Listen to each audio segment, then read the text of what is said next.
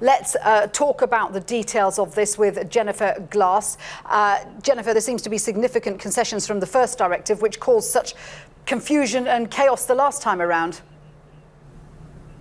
Very much so, not the least of which the fact that these three men are the men who are announcing what's happening with the executive order, because the criticism the first time was that the White House rushed out the first order without really consulting the Department of Homeland Security, the State Department, and the Justice Department, all of whom seem to be taken surprised by the first order. Now we are hearing that they've all been consulted. You have these three men, the Secretary of State, the head of the Department of Justice, and the head of Homeland Security, coming out in support of this order, all saying from their own areas of expertise why it is needed for the United States. The State Department saying it will work with its allies to implement this order. Iraq, of course, been taken off the list of the majority Muslim countries included in this. There are only 6 now: Sudan, Somalia, Libya, Iran, and Syria on that list, and Yemen, sorry, on that list now. The Department of Justice saying that they believe this executive order, and Jeff Sessions going out of his way to say the first executive order too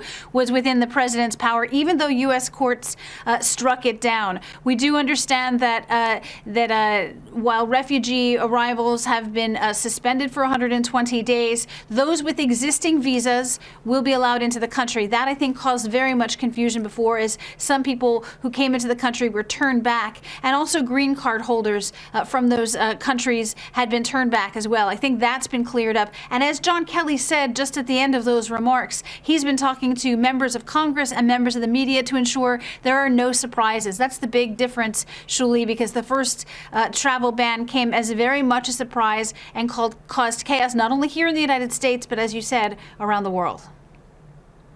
OK, so it remains to be seen whether the courts are going to accept this any more than the first executive order. Let me ask you about refugees. Syrian refugees, the blanket ban on them has been removed, but all refugees are still banned for 120 days. Why has President Trump insisted on that measure?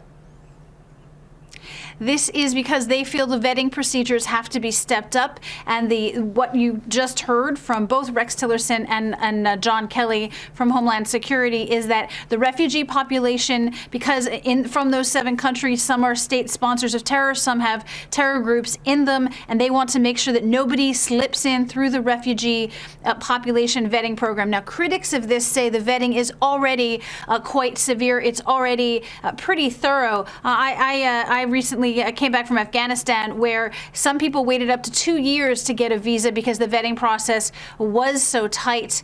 But what they say, this is a review, a 120-day review of the vetting program to tighten things up to ensure that nobody slips in through the refugee admittance process that shouldn't be here, that doesn't support American values or could be a danger to the United States.